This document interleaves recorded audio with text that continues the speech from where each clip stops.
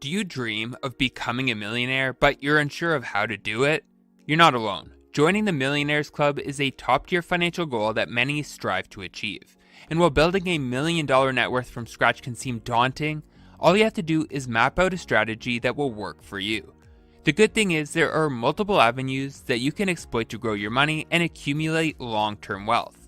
And in this video, I'll be taking you through the 3 main paths that lead to Millionaire Town. And if you're new to the channel, then hit the subscribe button below for more life-changing content. When it comes to building wealth, nothing is set in stone.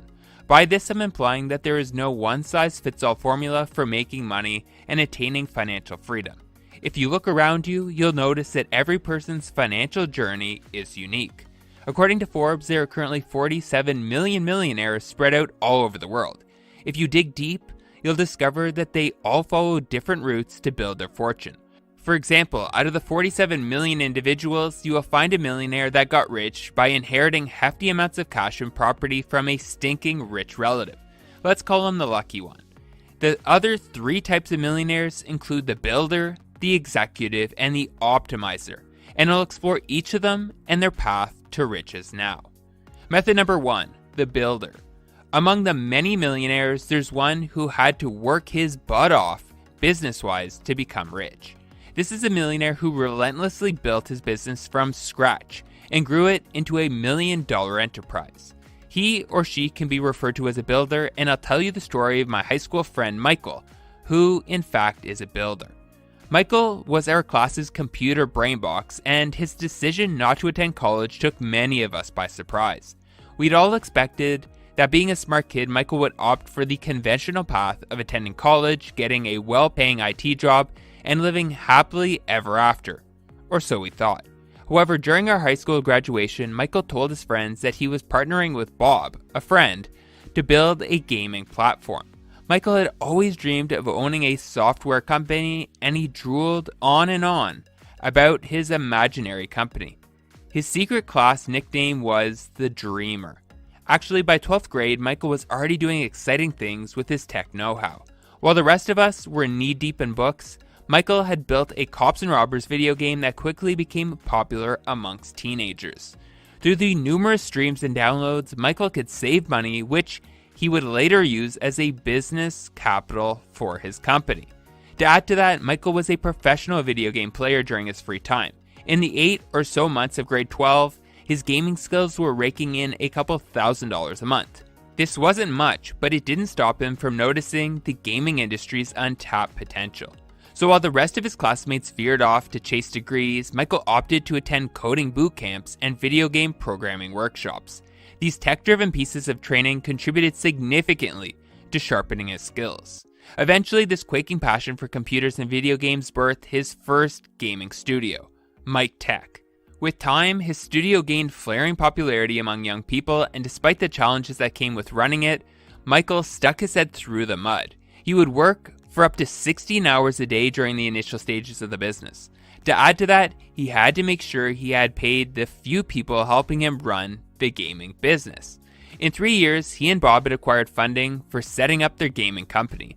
They did so at a time when the gaming industry was booming among kids and adults alike.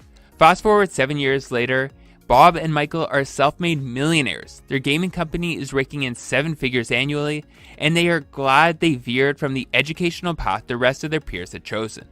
What was once a dream is now a reality, and although the entrepreneurship path had its fair share of challenges, it reserved Michael a seat at the millionaire's table.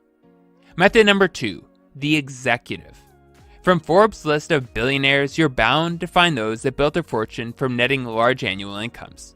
Also known as the executive, this millionaire defies all employment odds and climbs the financial ladder en route to great wealth. Although not a speedy fashion of becoming a millionaire, you can still use your job to bootstrap yourself out of poverty. A perfect example of the executive is Joe, the present CEO of a high-level investment bank in Canada.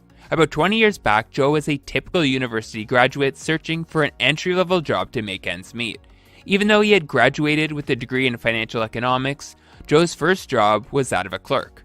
Earning a monthly salary of $2,000, Joe had to pinch his pennies to survive.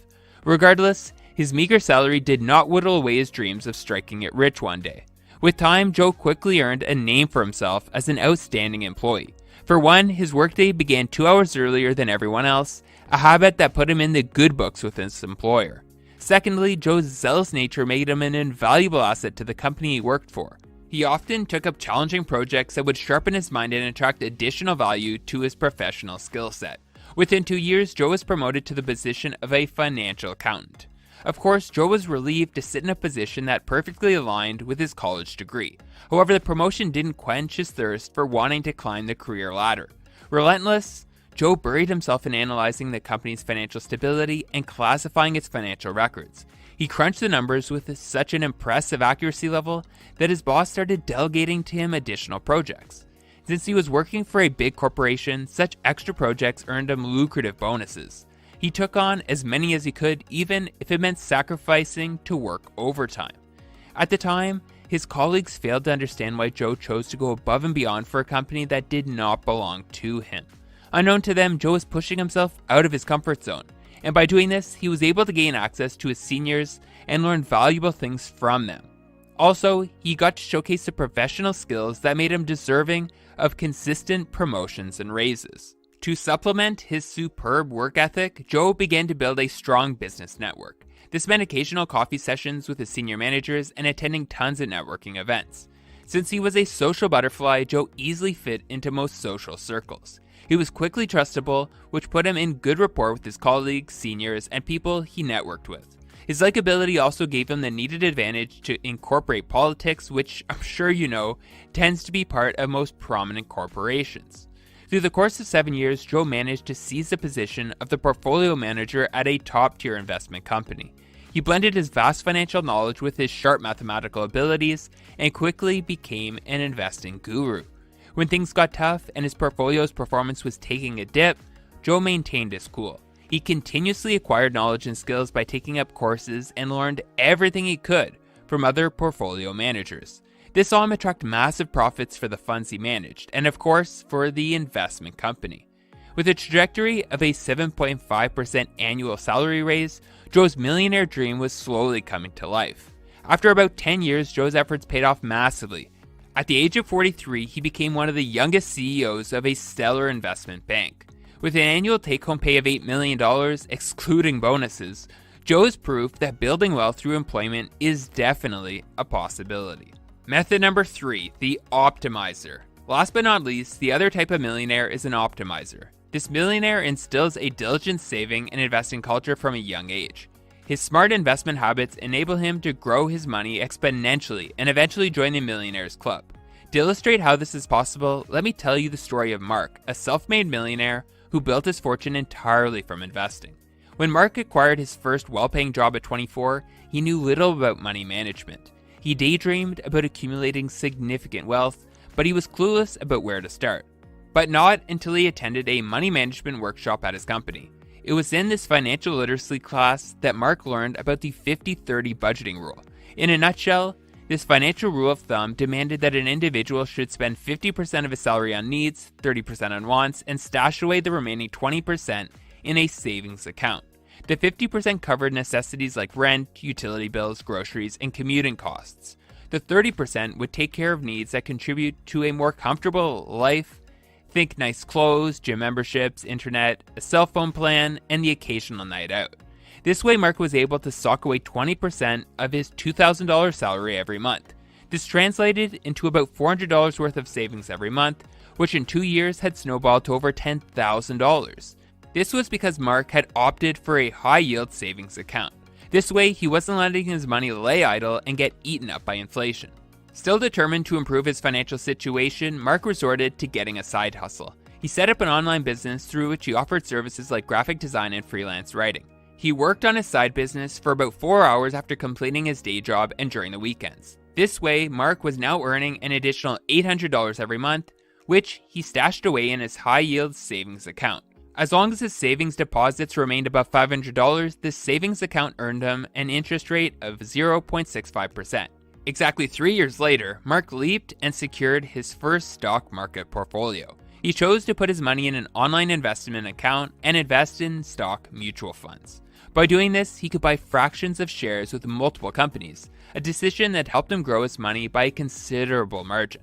Keep in mind that even with this extra income, Mark still chose to live below his means. He reinvested the dividends he received from the market and held onto his stocks even when the markets seemed to be tanking.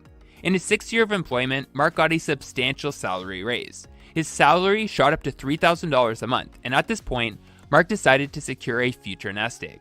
He set up a retirement fund which would take up to 20% of his pre-tax income. Here's the best part.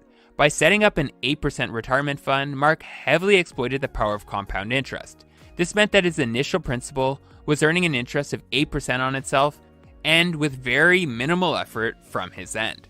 Coupled with the fact that his company offered a tax-deferred retirement account, his tax burden had been offloaded significantly. By the age of 39, Mark's stock market portfolio underwent tremendous growth. During his investment period, the stock market averaged a growth rate of 8 to 10%. If you consider the fact that Mark had been reinvesting his dividends and buying more valuable stocks, his stock portfolio and retirement fund are now worth more than $1 million. By taking the savings and investing path, Mark is now a self-made millionaire and living his dream. Hey, it looks like YouTube thinks this next video is the one that will change your financial life forever. Give it a watch and let's see if they're right.